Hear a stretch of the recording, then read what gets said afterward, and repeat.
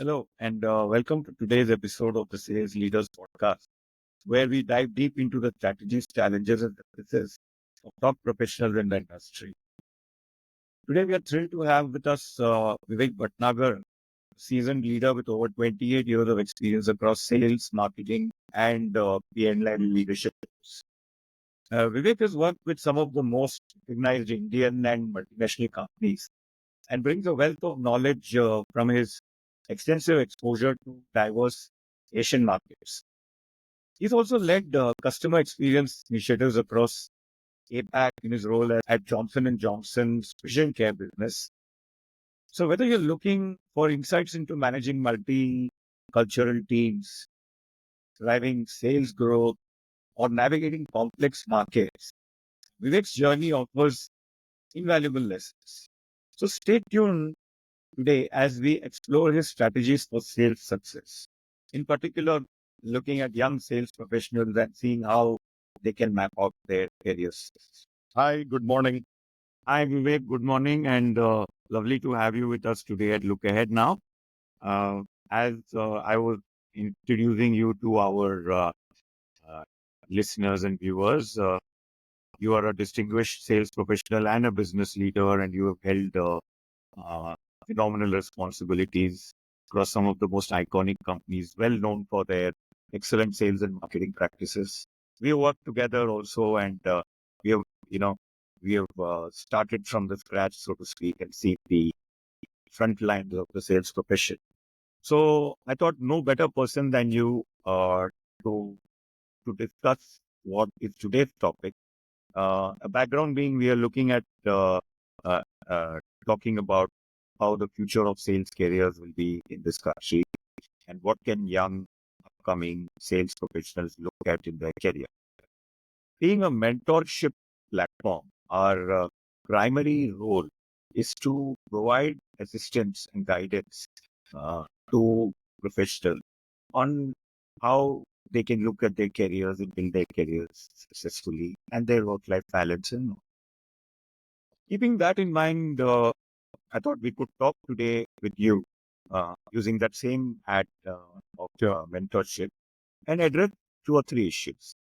Primarily, the issue of uh, the sales professional's identity of herself as a sales professional and how she sees her own development as the sales skills oriented or the sales capability orientation. And then move on to the next level of leadership and team leadership and so on, which would be the next area for her to look.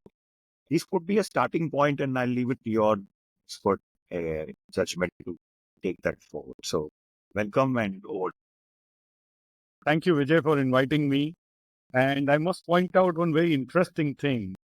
You talked about the salesperson as a her and you she. And I find that really, really good and remarkable. So many girls were earlier shy of being in sales. Okay, it was supposed to be a very macho sort of career, but that really isn't the case, right?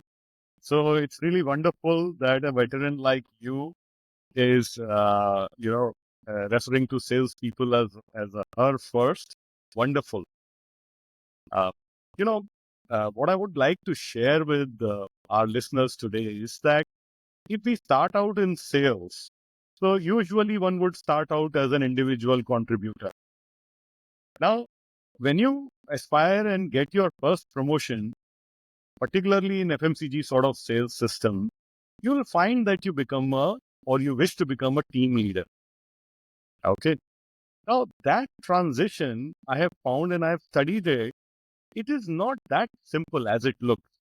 You work for 3, 4 years, you've been successful, you've actually achieved great results, and therefore the company also looks at you as a good candidate to move up. But the question that I have been asking myself and what I've been studying is, are you really prepared to do that next level of job? And what is it that you can do to prepare yourself? So firstly, when an individual contributor becomes a team leader, it is not doing more of the same that will make him successful.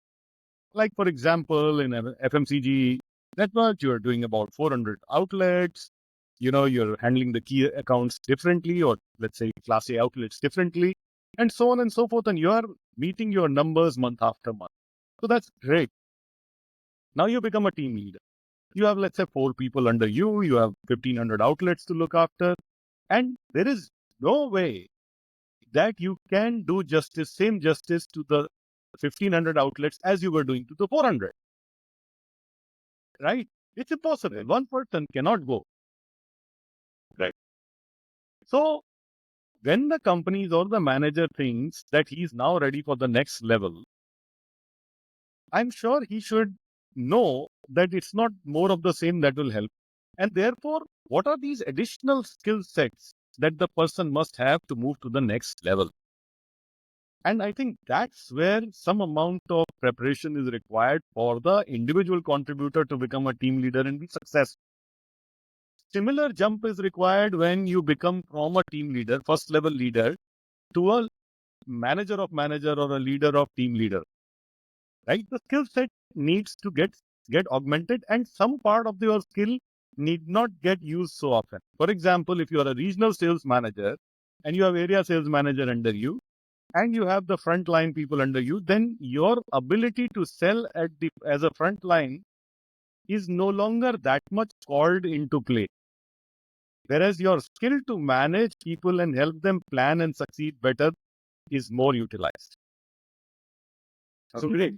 What you're talking about is that the mindset required to be a team leader and beyond that as a manager is very different from the mindset of an individual player. So if we start from the first level, okay, I'm still the frontline salesperson.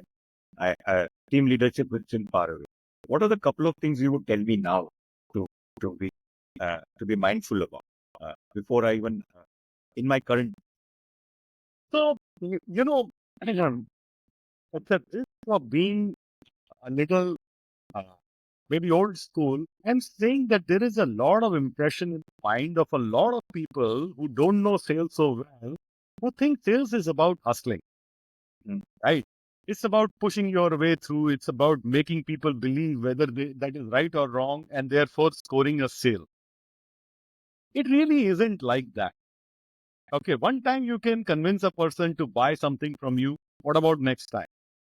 If you have not managed to create a channel and flow for the goods that you have given, you won't succeed the next time. Therefore, this mindset needs to change. Sales is not hustling. Sales is fulfilling someone's need. Now, let's take an example, specific example. Let's say we are in a FMCG uh, food sales business, okay, packaged food sales business. So we will go to a lot of Kirana, general merchant stores. Now, if I offer my product to him, the owner, he has to see whether he'll be able to sell it. What is it that he needs to do to be able to sell it? Okay, let's see. These are biscuits. The shelf life is 90 days. For these particular biscuits, these are cookies. Cookies are expensive, if I could say biscuit. Okay.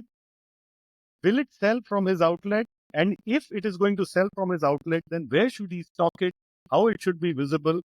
And who should he pitch it to out of the people coming to his store? If he successfully sells it, he will replenish and you will then start a rolling business. But suppose you just somehow in the wrong outlet push these expensive cookies and walk away. You've made a sale. No doubt about it. What happens on the next? You will not succeed. You just won't succeed. So it's not about hustling, pushing, and managing to put your stock and then nothing happens. Right? We have to help the guy to be able to sell it.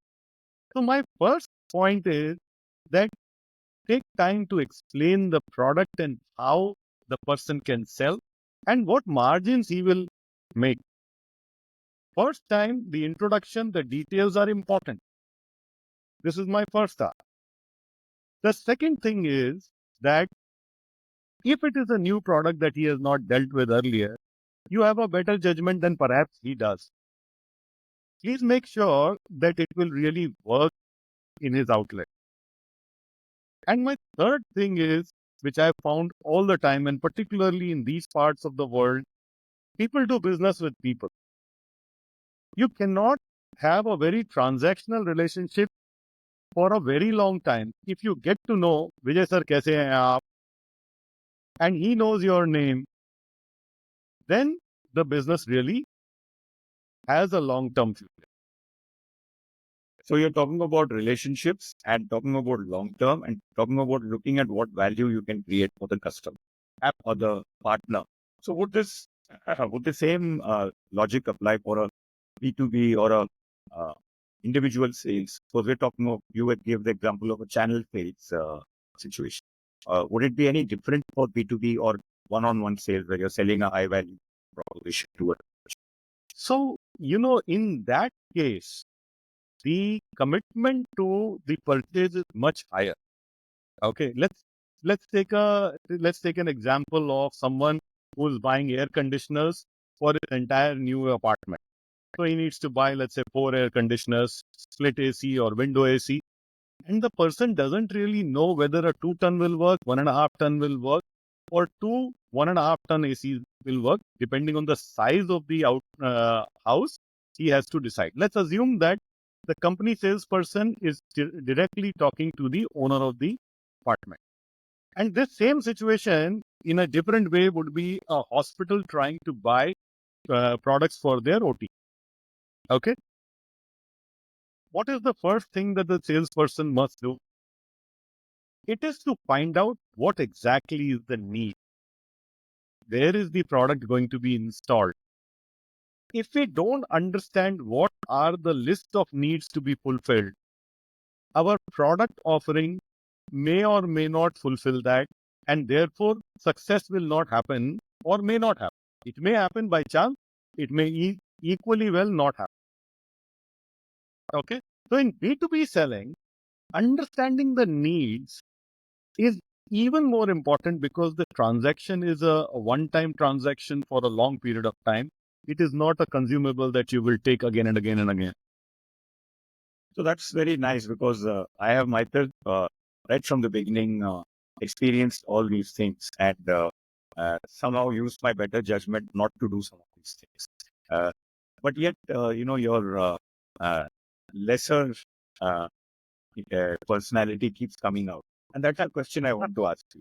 Jitna bhi, how much ever you try, and that greed is there, and that temptation is there to make a shortcut, right?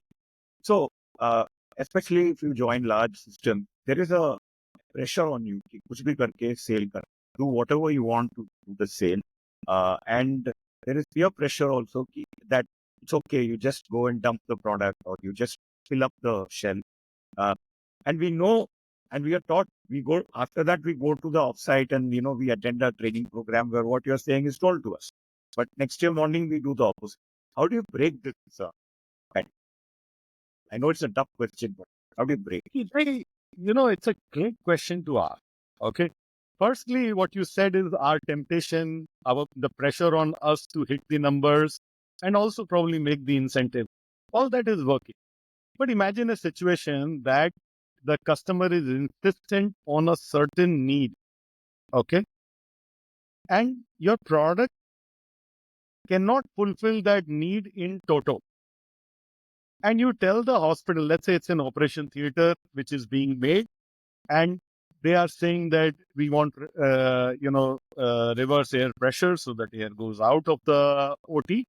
Okay. Now, your product does not 100% fulfill the need that he is listing out as he is listing out. Your product does some of it, but doesn't do it the way they want it. And you finally tell him, sir, look, I will be honest with you. What you are asking for, our product will not be able to do it the way you are describing. Therefore, my advice is that if you want it exactly the way as the specifications you have shared with me, then mine is not the right product. Okay. If you ask me outside of my company's experience, then I might say that there is no other product that fulfills that need either in India. But that is just my general observation. My product will not fulfill, sir. So therefore, I will not be able to supply this. Now, what happens then is that here is usually the buyer is also very experienced and knowledgeable, or may have source of knowledge from somewhere else.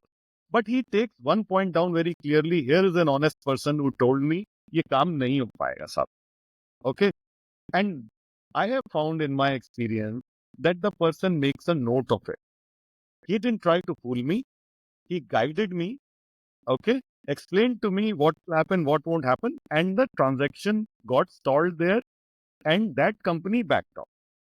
They will look at two other products and basis the discussion that I have had with the customer, they will ask the same question. Now they have more knowledge. They will check. And when they read the specs, they will find that the other products also don't fulfill that. What will happen now? Even though one of the other offerings might be slightly cheaper than what I was offering, most likely he will give me a call and call me back. And he'll say, sir, देखिए आपने वो जो बात कही थी वो दूसरों ने भी नहीं करी, ठीक है? आपके दाम थोड़े ज़्यादा हैं, but I am still wanting to consider you. What is it that you can do for me? Okay. I have found in some cases that either immediately or subsequently much later, the same customer or someone recommended to by them calls us and buys from us. So I think we have to be a little patient, hold ourselves back, have faith and do the right thing. Okay, so you talked about looking inside and trying to. If I may just carry on for just give one more. I'm actually asking some of these questions to you as an expert, and I'm also learning from. So there's the other problem, which is your bosses or your superiors or your team leaders also put pressure on, and they may not share the same viewpoint that you have. That it's not the right thing. So how do you resist them? Is there a way to stop them? I know it's not an easy answer because then you may lose your job or your whatever, or you may be afraid of your career. How do you go again? Vijay, I wish I really had a clean answer for that one. So therefore, we live in a real world. Yeah. Right. Okay. So you'll have to manage somehow to convince the other person, right? So there's a common dilemma. So I thought I'll ask you that. No, most companies in their sane and peace time will say, yeah, do the right thing. Sell the product correctly. Don't mis-sell it. They will say it. But when the pressure is applied, start kind of buckling. On 31st March, all rules go out of the window, right? So that's our good old month-end story that hasn't changed, I guess. No, it hasn't. No, it hasn't. Nowadays, you have quarter end also. When I started my career, there was no quarterly pressure of the stock market. So now, you have. No, so I was talking to this friend of mine who's in sales, and you know what he was saying? 30 years of doing sales and 120 quarter closing. This is what my sales career has been. 120 quarter closing. I'm on 120. Exactly. So, great. So we talked about the individual and looking at your pressures or his pressures, on how to do the right thing. This is commonly the most important issue when it comes to your personal ability to be a good, high quality salesperson. What you said actually works with the irrefutable evidence in the marketplace that people who follow a relationship, professional, but have a long-term success. And you should look at the long-term success, not just one quarter success. You may have to do a little bit of adjustment to your values or maybe compromise a little bit. So that's great. Is there, before we move to talking about leadership, is there any other last thought that comes to your mind of the individual and his abilities, or should we move to leadership as well? So, Sampath, I just want to, emphasize this small point on compromising of value. Okay. My personal experience has been that largely if you stick to the values, it works out. Okay. I'll give you an example. When I started my sales career, the belief was that you have to lie, you have to hustle, In fact, the belief was you have to be drinking also. Correct. Don't drink, you can't be a... Absolutely. Yeah. We both have very good experience of that. Yes. Peer pressure. But I found that these were not true. You could tell the truth and yet be a sales manager. Okay. You could be a teetotaler or a very occasional drinker and you could still be a sales manager. So I want to tell the youngsters that these conventions or these misbeliefs about sales, they're not correct. You don't have to compromise on your values. Okay, you can stick to them. And I can say from my experience, I worked in a company for over a decade and a half where not even once the company asked us to compromise on our values. And in fact, we were appreciated if we didn't compromise on them. It was a must have in that company. So I'm saying that don't please easily sacrifice them 31st March or no 31st March. Be a man of the world, no doubt, or a woman of the world, no doubt. But you don't have to get sales at any cost by compromising or throwing rules out of the window. So that's my little thing. So great. I think we have re-emphasized that point, and it's probably now a good time to move to looking at what every sales professional may want to aspire to, which is to become a team leader. In fact, there may be also an alternative we'll talk about where a sales professional need not aspire to be a leader. Absolutely. And he could simply be the most expert sales professional. So he could be the world's best batsman. He doesn't have to be the captain of the team. Absolutely. So I'm not using any references here. I'm just making a general statement. So given that, and you also very nicely pointed out certain habits which if you imbibe as an individual sales professional, which could also help you become a better team leader. You gave hints at that. So if we make that jump now, and I believe that I'm ready to examine that proposition team leader. Where do I begin from in terms of pressure? Or is there something where you'd like to? See, a couple of points on that. Firstly, the person aspiring to make that jump to becoming a team leader should know crystal clear that more of the same is not what is required in the new position. Right?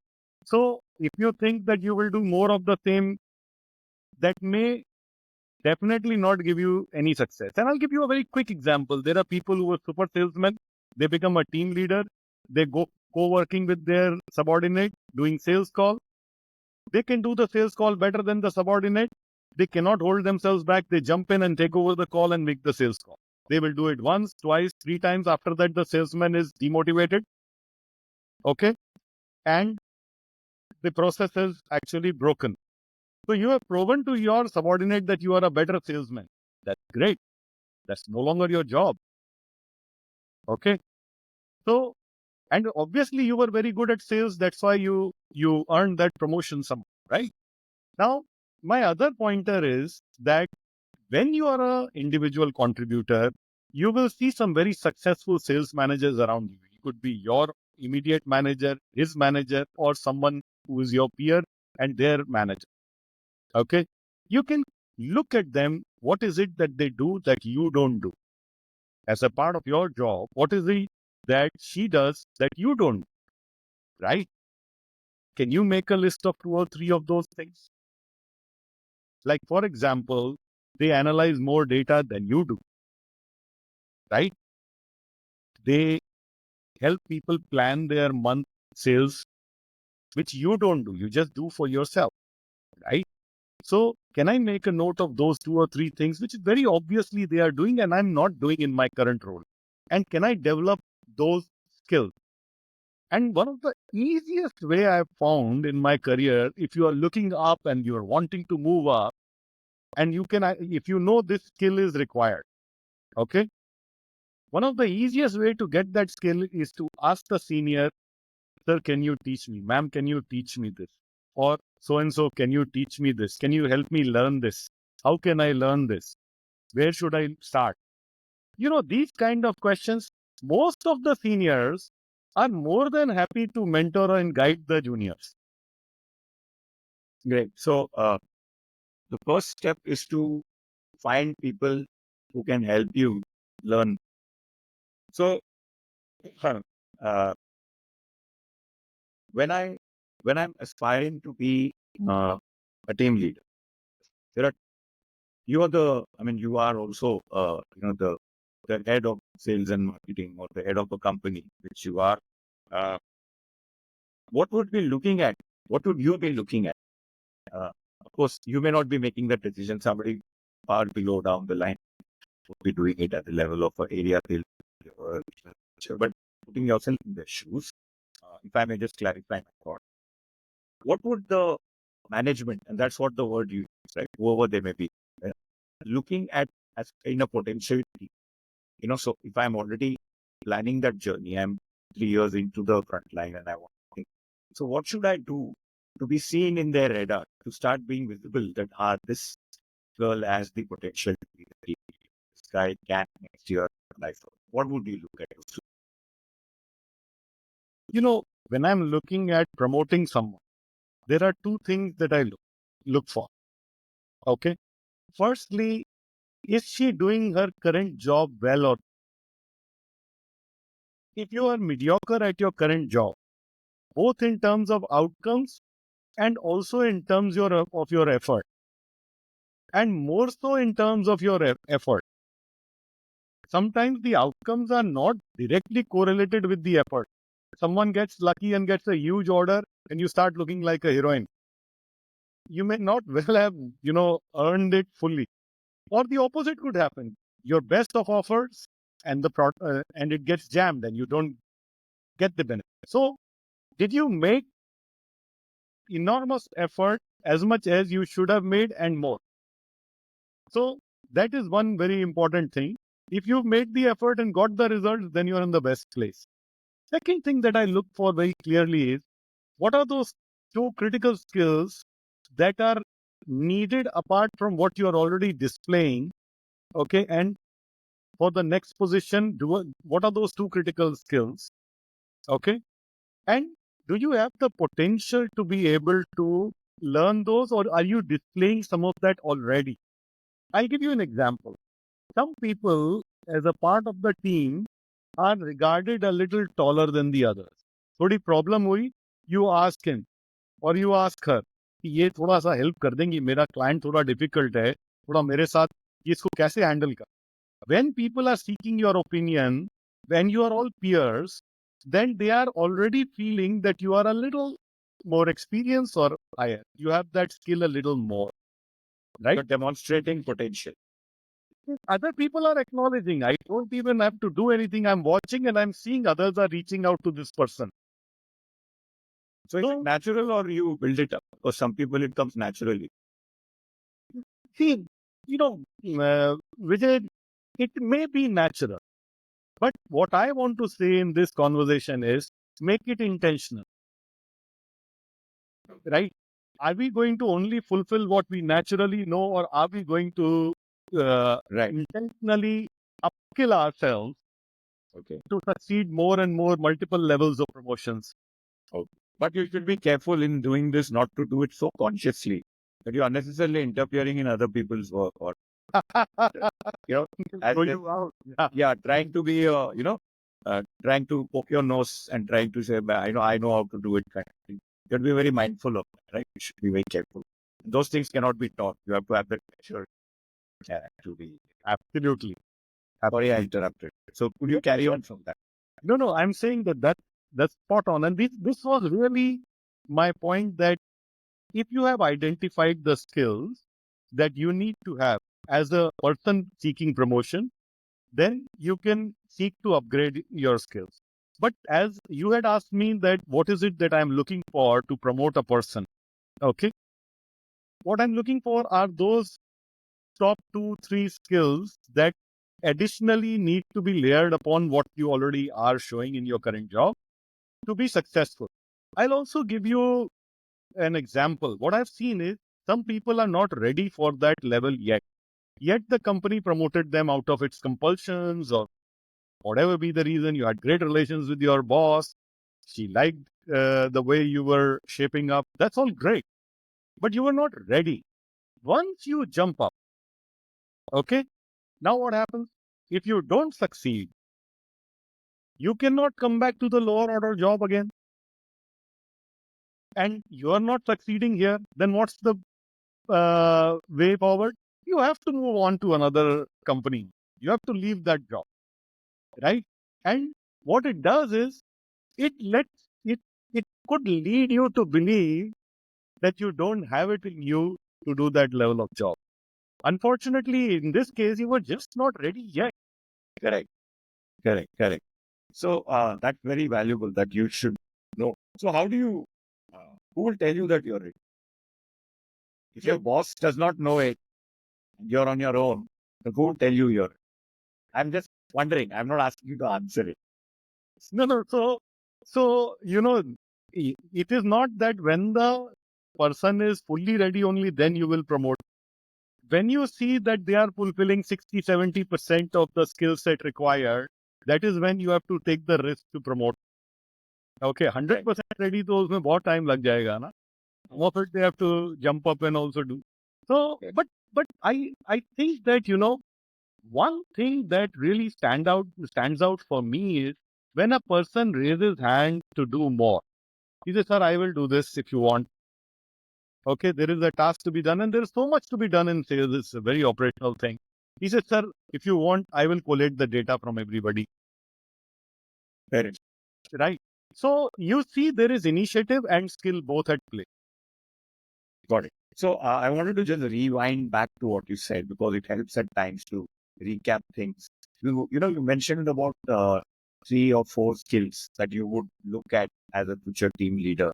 Would you like to sort of take a moment to recap those or can come back later? No, we should do it. See, firstly, when you are an individual contributor, you are used to doing things by yourself. Okay? So you are controlling everything. But the moment you become a team leader, you are no longer required to do the same thing by yourself. You are not going to go to a customer and make the call. Correct. You are going to accompany someone and most likely refine their call or teach them how to make better quality calls. Right? Now, the thing required is that can you motivate others to do the job better?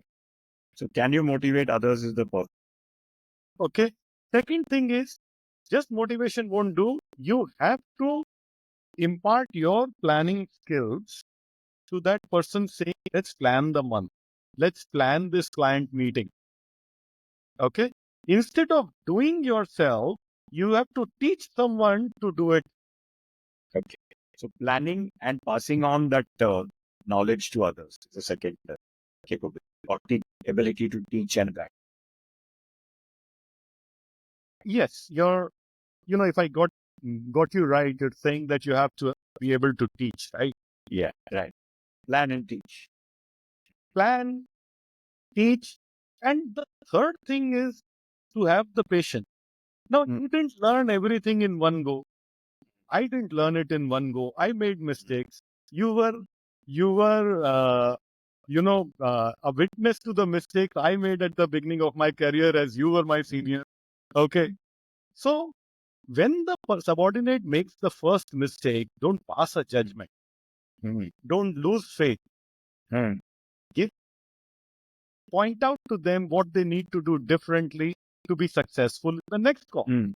This is not the end of the world. It's not as if that they've made 20 mistakes already. So have the patience, identify what went wrong and come back and correct it. Not in front of the client. Oh, so great. So you pointed out those 3 skills and, you also talked about what you should not do and how to meet the challenges. So we are done with that phase. Okay. So I have demonstrated that and you have said very good, Vijay. Now, congratulations. Now you can be team leader for Chhattisgarh or, Assam. Now, if that is the situation that one obviously as a company, uh, if I'm in a very high level, high quality organization, I'll get training and inputs. But many of us don't work in such work in companies where, uh, you know, uh, you just have to carry on doing things. They may not be structured, formal training. Just get into the role and start working. While the former uh, is easy to understand, most people are stuck in the latter case where uh, in their own branch they are promoted and they don't even have the opportunity to go to head office and get trained because of various Sure. reasons. So what would you advise the person making the first, as they enter this new role, what do you advise them? Any 3 or 4 points that come to you? See, first thing to do is to take off your previous job hat and put it aside and put on the hat of the new job. Tell yourself this crystal clear. I'm no longer the territory sales in charge. I am now the area sales manager. Let's assume these are the two positions where the transition happened. Put on that new position's hat. It's important. Take a day off if you need to take a day off. But you come back with the ASM hat. Okay. So firstly, internally, we have to believe now my job is different. The second thing is you're right that many companies will assume that, you're ready and that's why you've been promoted. They are no set up to train so fast. It's all right. You have to succeed. So my suggestion is, again, ask your manager, sir, what are the top 3, 4 things I need to deliver in the immediate term and in this year? Okay. For very senior level people, so make a note of those things. Now, the goalpost is clear for you. At least that part is there. And you can even seek, sir, any pointers, ma'am, any pointers on what I need to do to achieve this. Okay. Sometimes you will get a very good quality answer. Secondly, your manager might even admire you for asking this. See, at least the person wants to be clear and she wants to be successful. Okay. So she's establishing the rules and goalposts. So these are, I think, a good way to start. And the third thing to do is to see if there is some immediate wins you can score. That boosts up your confidence. It builds your image up a little bit in front of your team. That I find very, very useful. And the fourth and last thing that I want to do is know my product, know my processes inside out. That's when the team will respect. Great. So, can we talk of a couple of more pitfalls or problems that we will face with this switch? Now, I have faced that situation when I started my career. Though I didn't frankly, come up from the ranks. I was carried up as an MBA into a sales team. And they saw me and those were the days when MBAs were rarely in the store. And they saw me as a kid, 22-year-old kid who knows nothing.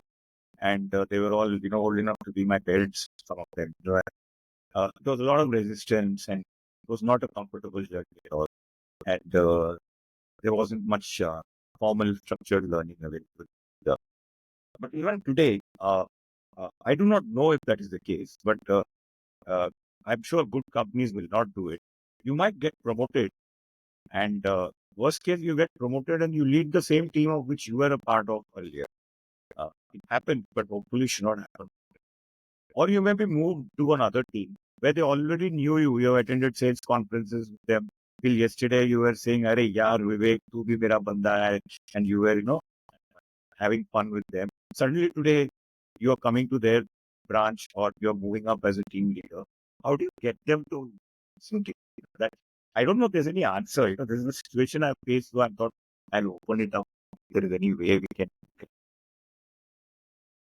So, you know, I, I completely identify with what you're saying. In my case was similar. When I was sent as an ASM, okay, one of my team members, when he realized I was younger than him, his name was Prakash. I I don't know why, but he sat there and he giggled and he said, "Boss, आप तो मेरे से छोटे हो." बोला, हाँ मैं छोटा हूँ तो But that is true. Okay. But what I found, Vijay, I'm more than happy to share this experience of mine that some of the team members for a much older than me. Okay, and the job that they were doing, they could do better than I could do that job. And the question was, why should they respect me and why should they listen to me? Secondly, how should I handle that situation? And I'll answer both these questions. Firstly, do they see any skills in me, okay, which is significantly better than theirs? Why else should I be their, so to say, manager, boss, leader, whatever it is, right? So I have to bring something to the table. If I am just para-dropped and, management's favorite, these MBA boys or these MBA folks or, those kind of things, then there is no respect. When you arrive, okay, in my case, when I arrived, I looked like a youngster just walking in, and can he even hold himself in front of a customer? That's the question. They have to see some skills that you bring to the table, and you definitely have skills. You have greater ability to analyze data, perhaps. You have great planning skills. Your communication skills are significantly probably better. Okay. Your ability to manage pressure might be equally good. So some of these things have to be on display, but with humility. Right. The second thing that I found is I had to, I'll give you an example. I'm so tempted to take the name. Gentleman has retired. Okay. Let's not take the name because it would be Yeah. So, but he was maybe 15 years elder to me. I was an RSN. He was three of my ASNs were older than me. Okay, and they were career salespeople who had risen up the ranks, excellent at their job, and so much I learned from them. Right? Everybody we used to refer to them as so and so saab. Okay, let's say uh, Sampat saab. So he was known as Sampat saab or Vijay saab. और सब लोग उनको वैसे ही बुलाते थे मैं उनका manager था मैं भी उनको वैसे ही बुलाता okay my rule was very simple for your age and seniority I will give you all the respect in terms of the work that needs to be done okay I will provide the guidance I'm assuming they were mature people they will take the guidance and never will they feel small reporting to a younger person because that respect was there inside and outside the office it's in personal terms he was older. Okay. All the respect. So this worked well. And for many, many years, I practiced it and it works well. And what's the harm in giving respect to someone? good enough. I think you've touched upon some very valuable points that uh, you must believe in yourself and know that you have been put in that position because you have some capability. And you must demonstrate that capability and make it seen that you have that capability. And you must separate respect from results, if I may say so, 2 hours, respect and results. So you may have senior people working. Give them respect, but at the same time, remind them that we are here for results, and therefore they are there. I may just want to add a point here based on my experience also, which goes back, and I'm tying it up with something that you said earlier. You want to demonstrate potential, right? When you're wanting to be in that position, and to have patience is something that you talked about as a very important aspect. And this is where I found that once you're in that role and you're in your early stages, you're both in a hurry to do things to show up that now you're a boss. That is something I would guard against. Don't be in a hurry to show up. Good. And try to, Arey, Abhi, I am powerful. Now I am the boss. And I'll do everything that I felt my bosses should have done but did not. So resist that urge to show, if I may use a word, simple word. Second is, you may face challenge. Even at that point, try to resist knee-jerk reaction, immediate, way to, either satisfy somebody by force or by temptation. or by bribery. Don't do any of those. Yeah. And that patience is important there because that is your guiding light. I would, from my experience, whether as a CEO of a company or as a frontline sales manager, I've seen the absence of that role is not going to stop that company from functioning. People have a very high opinion कि अगर मैं नहीं हूं तो बंद हो जाए, it will stop functioning.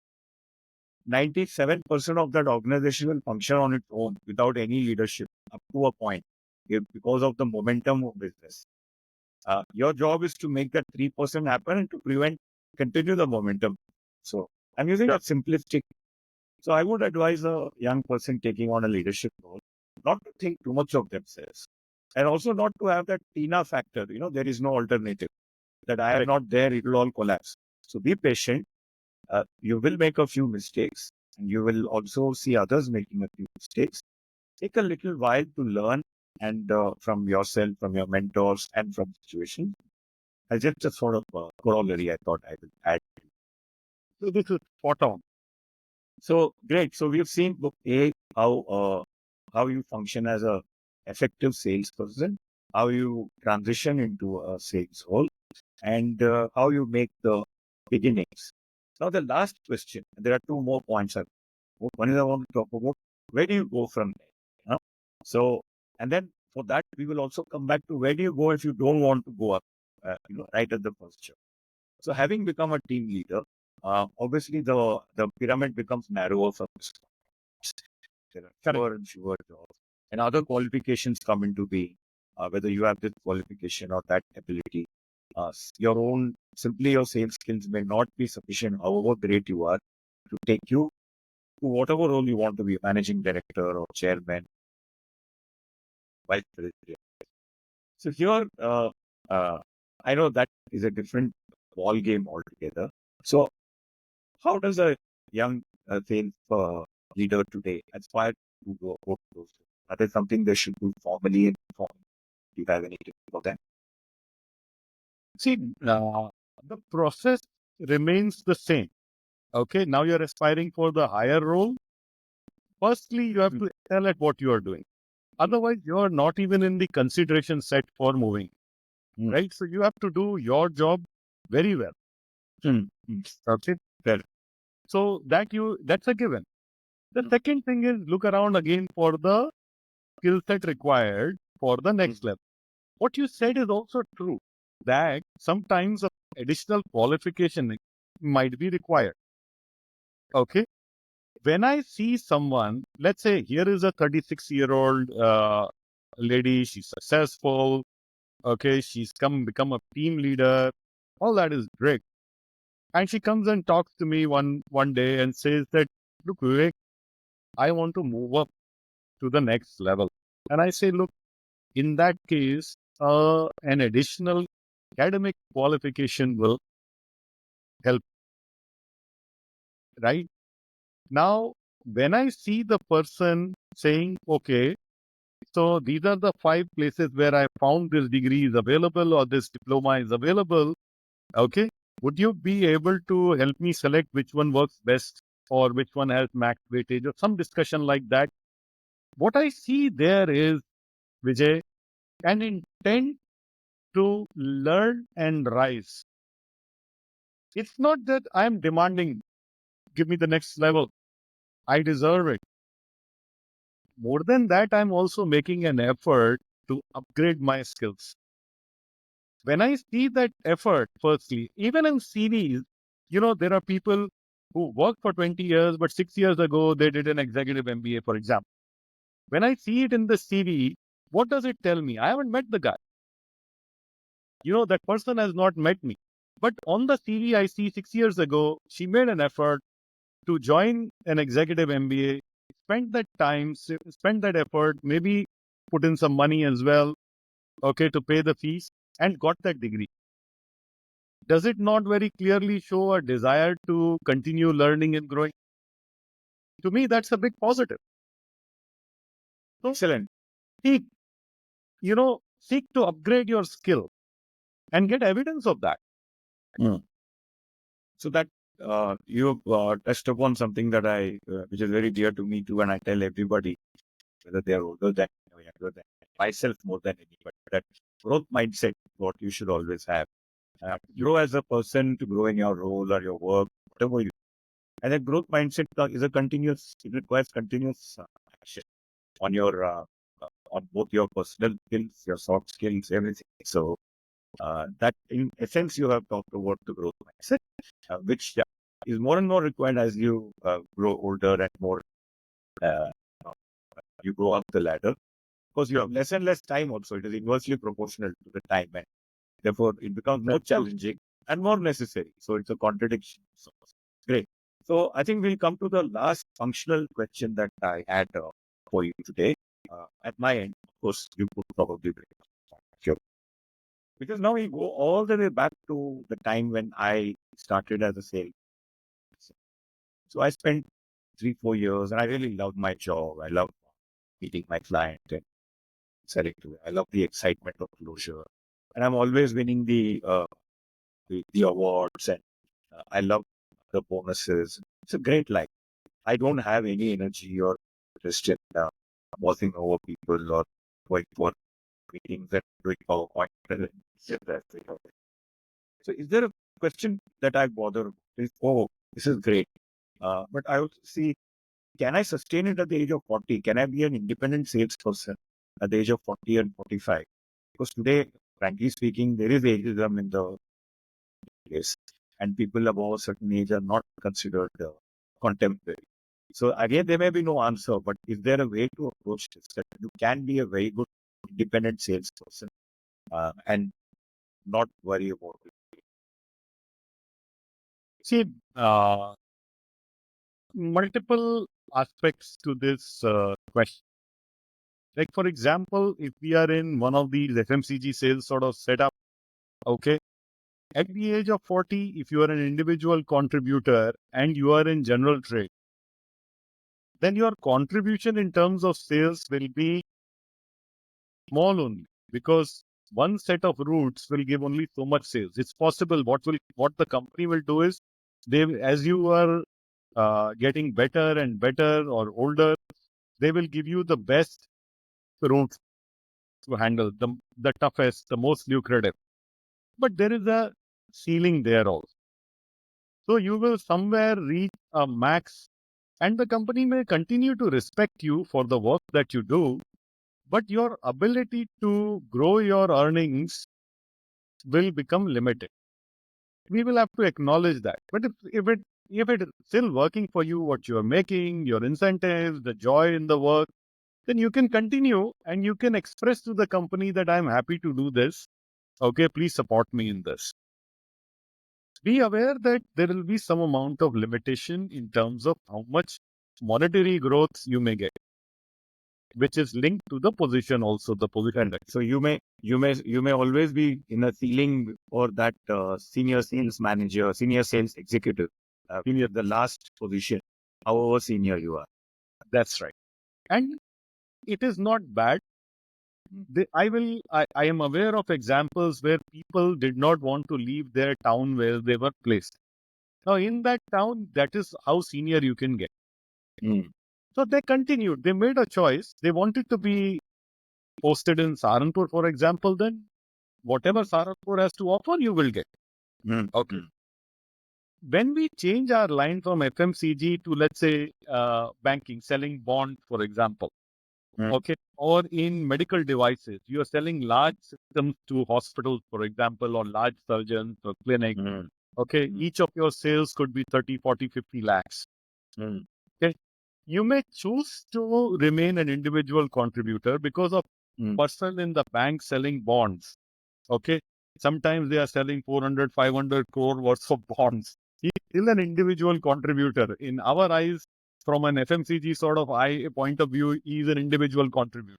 But he's 15 years, 20 years in the job, and he could be director or vice president or even managing director, as they have that position. Multiple managing directors are there, but they are still individual contributors.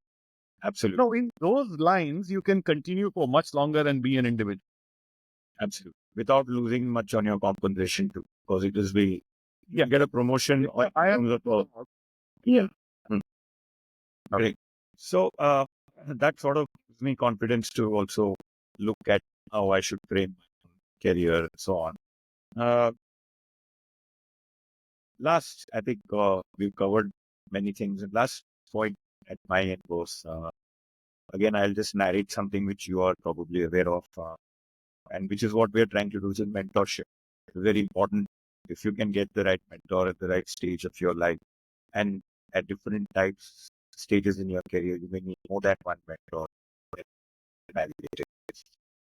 I had the fortune of having a very great mentor at the beginning of my career, great, great Mr. Jayaraman, who also are familiar. And I attribute a lot of my capabilities as a as a like call. I won't use the word aggressive, as a dynamic business development to uh, to that. You'll have to excuse me for a second. I'll have to just reconnect.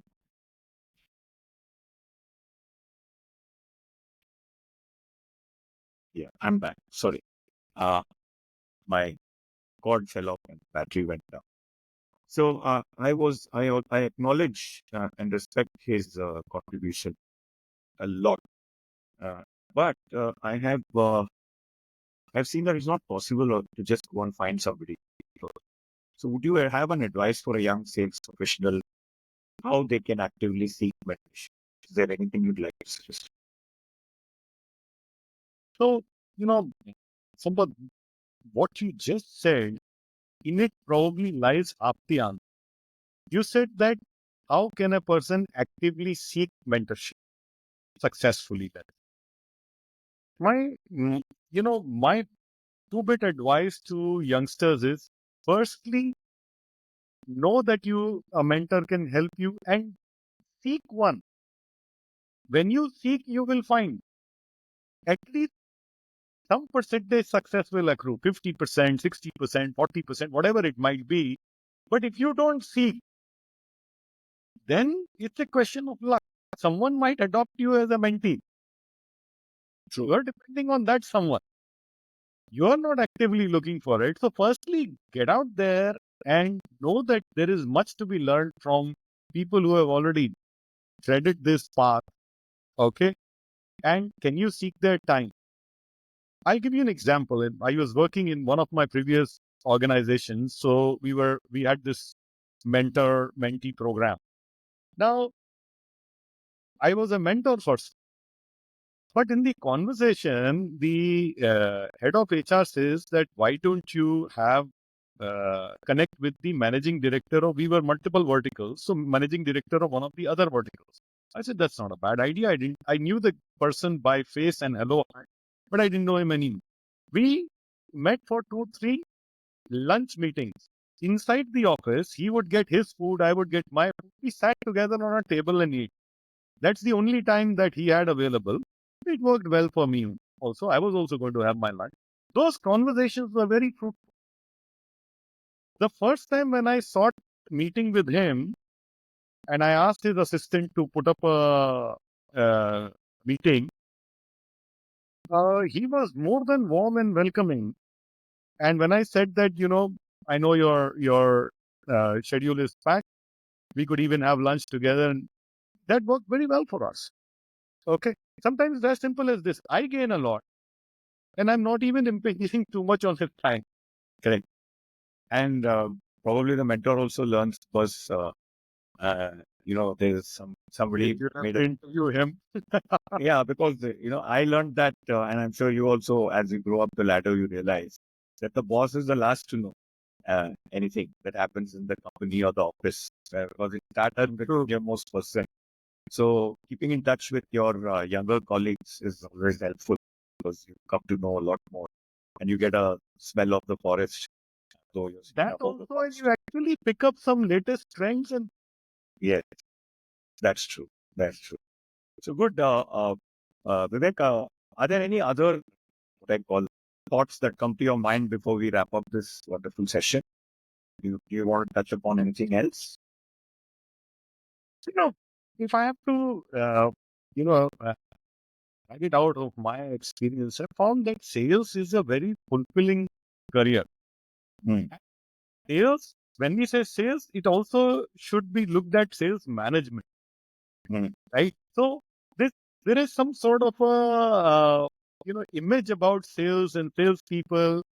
One needs to look at sales as a very wholesome, fulfilling career. And I will also say one interesting thing about it.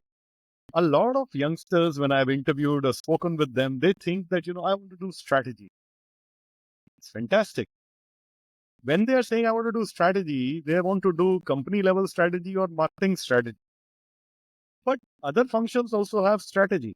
Other functions also require your ability to think, create a path for success.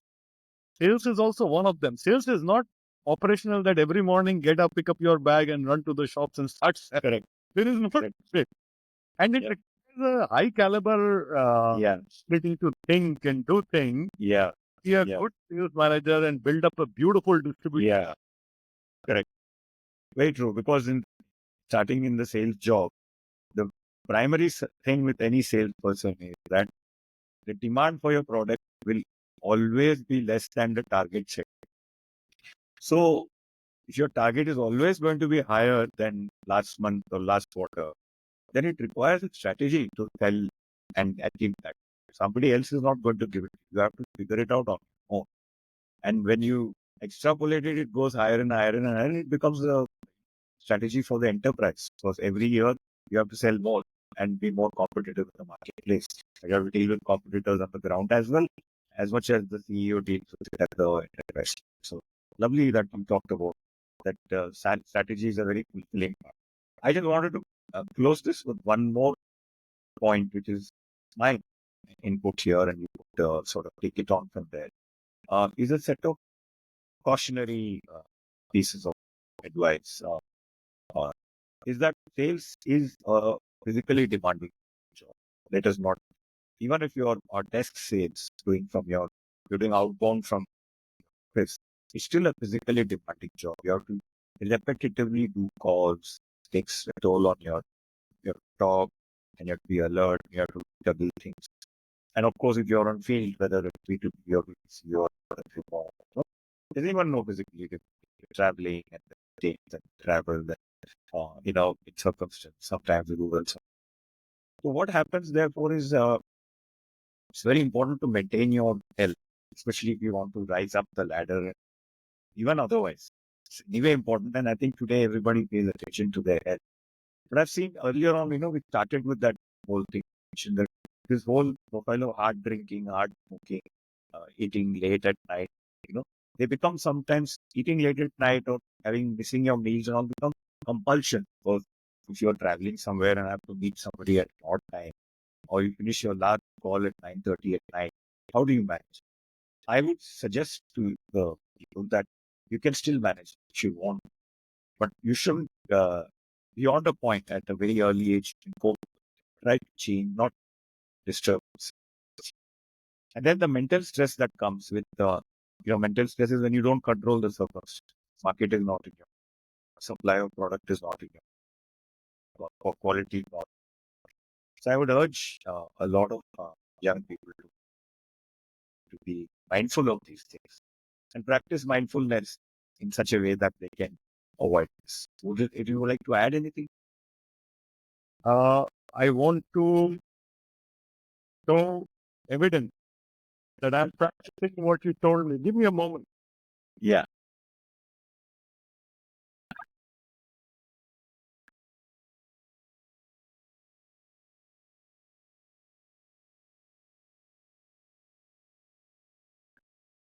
I'll show you some things. I'm traveling currently. I'm not at home.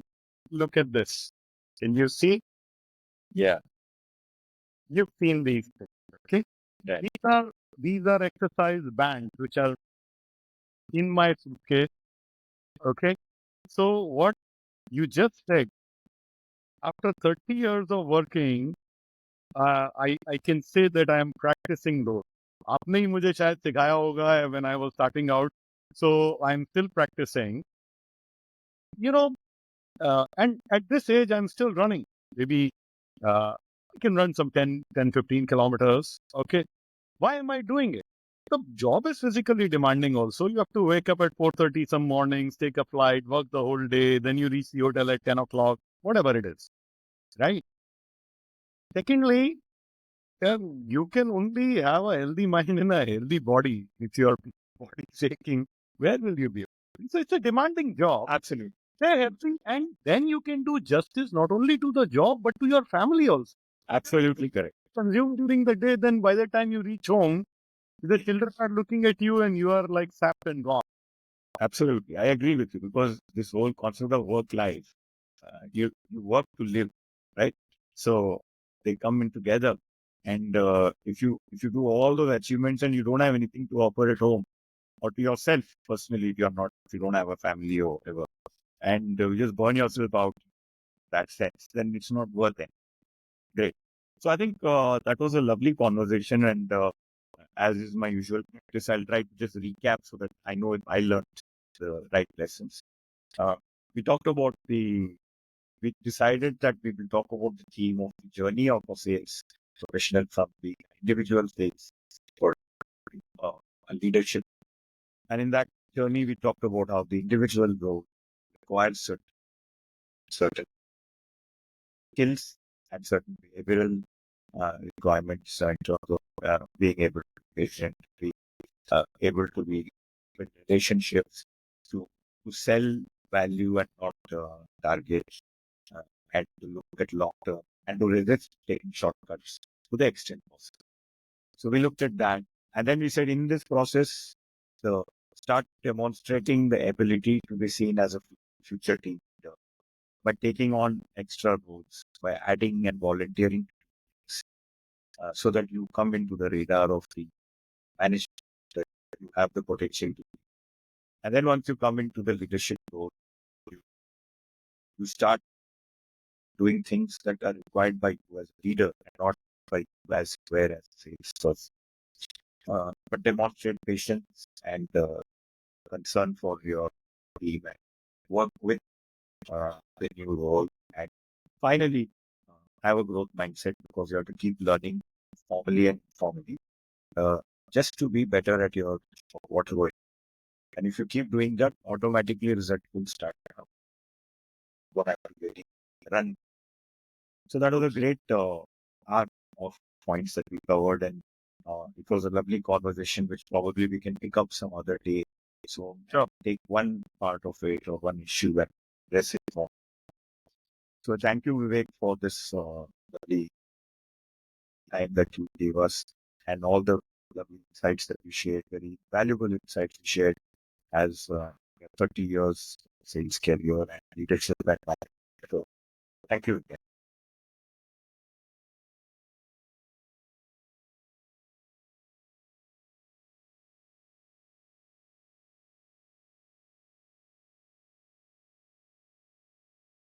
So thank you for all the inputs that you gave, and appreciate your sharing your very uh, rich and valuable knowledge. Wonderful to have had this conversation. Always a pleasure to speak and have any conversation with you. Wish you all the best. Thank you. Thanks, Vivek.